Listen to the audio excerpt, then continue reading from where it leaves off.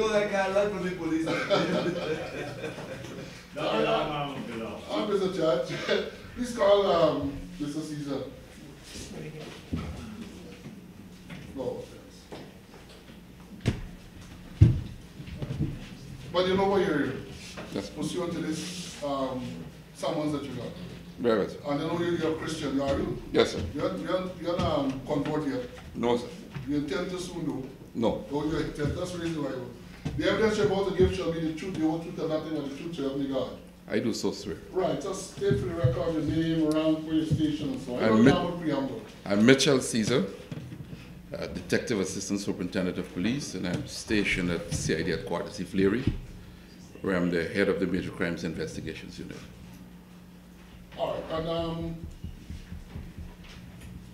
the matter, tell me how this matter came to your attention, what happened, what you did, and so on. Let me just again say that it is being recorded, so there's no need for you to pause to give chance to write and so on. You can flow with your right? Yeah. It was on the 29th of March, sometime mid-morning. I was called to the Crime Chief's office, Mr. Weldon Blanham, Senior Superintendent of Police. And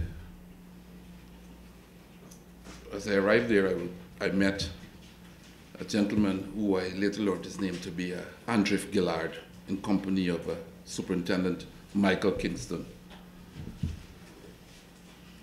Mr. Blanham then asked Andriff Gillard to repeat his story, the story in which he would have alleged that he was offered some $7 million by a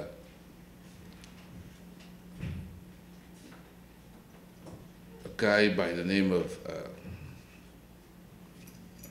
one of the Khan's brothers to assassinate the President of Guyana, Mr. David Granger. After the interview, Mr. Blanham instructed that I conduct an investigation into the matter. I left the office in company of Gillard and went to my office on the second floor. By this time, I called Detective Sergeant Komal Patamba, and in my office, I interviewed Andriff Gillard again, so as to get the story clearly. After that process, I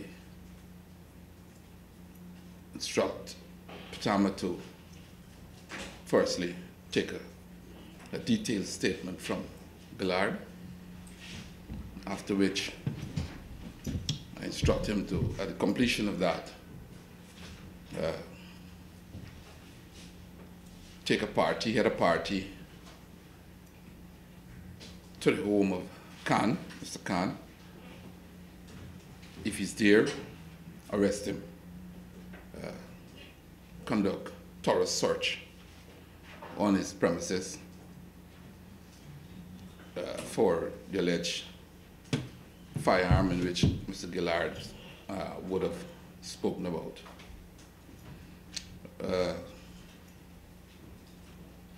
Gillard's statement was lengthy.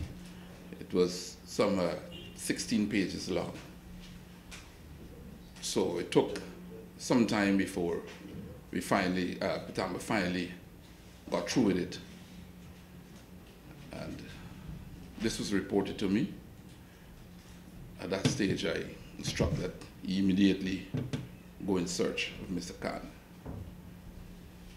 By this time, I would have contacted the police legal advisor, Justice Claudia Singh. As normal, tell her that we have this report, and from time to time I will be contacting her as to the way forward.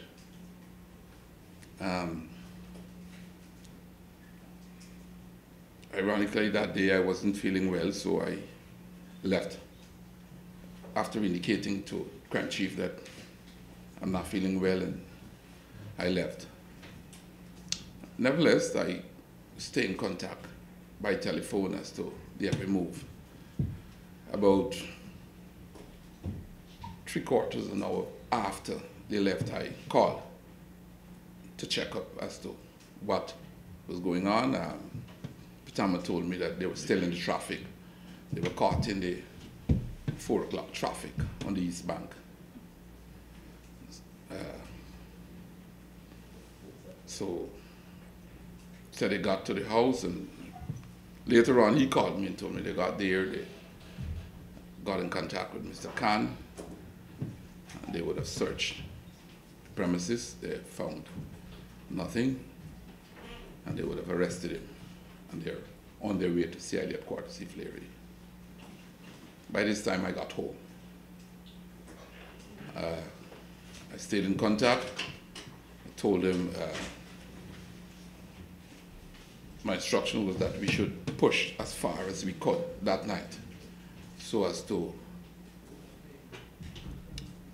make proper documentation of his arrest, have him confronted with Gillard if possible, and at the end, Khan should be placed in custody. Sometime, it was after 7:38, I received a call.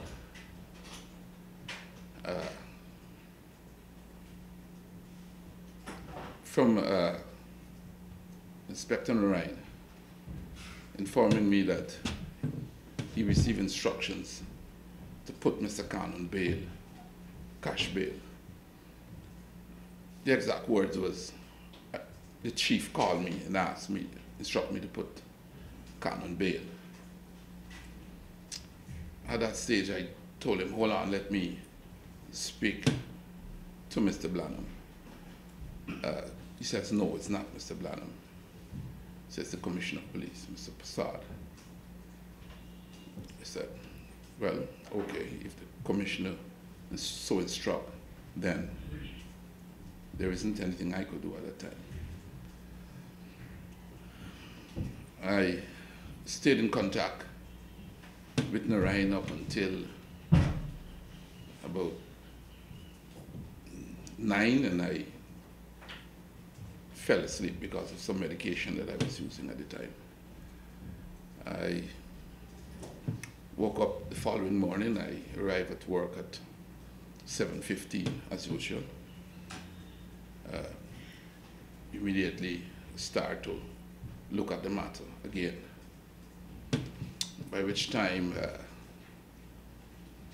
shortly after I saw Khan came, and I interviewed him again. And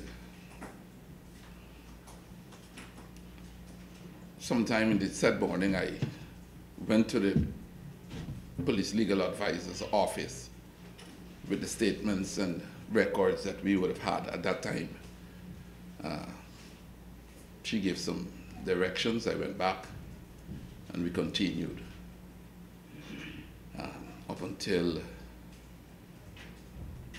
the 5th. The 5th of April, I left the country for 5 days. On my return, ensure that the file is being prepared and sent off for legal advice. Shortly after, I think 2 or 3 days later, 2 days, we got back the file, the PLA asking us to do some additional stuff. We completed that and sent the file again.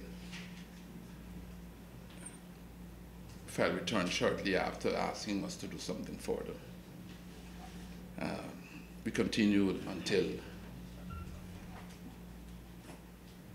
we finally got an advice that we should do further investigation since there is not enough evidence in the file to charge anyone.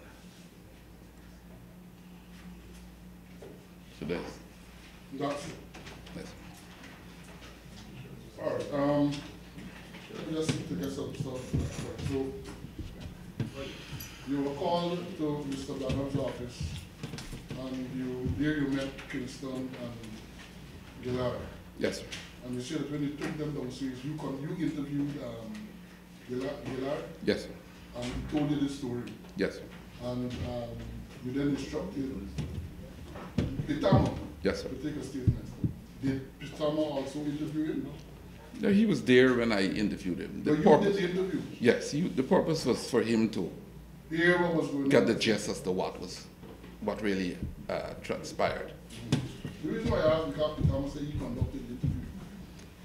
No, sir. But he did not conduct it. I interviewed him in the You presence. interviewed him, and all Pitama did was to take a statement.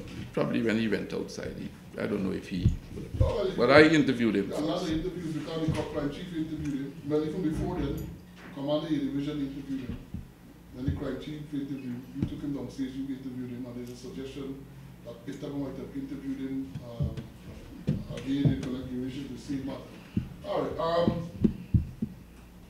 Now tell me something about the major crime unit before we go into the other things. You're the head of this unit. Yes, sir. For how long? The 3 years. About 3 years. Yes, sir. How long this unit has been in existence?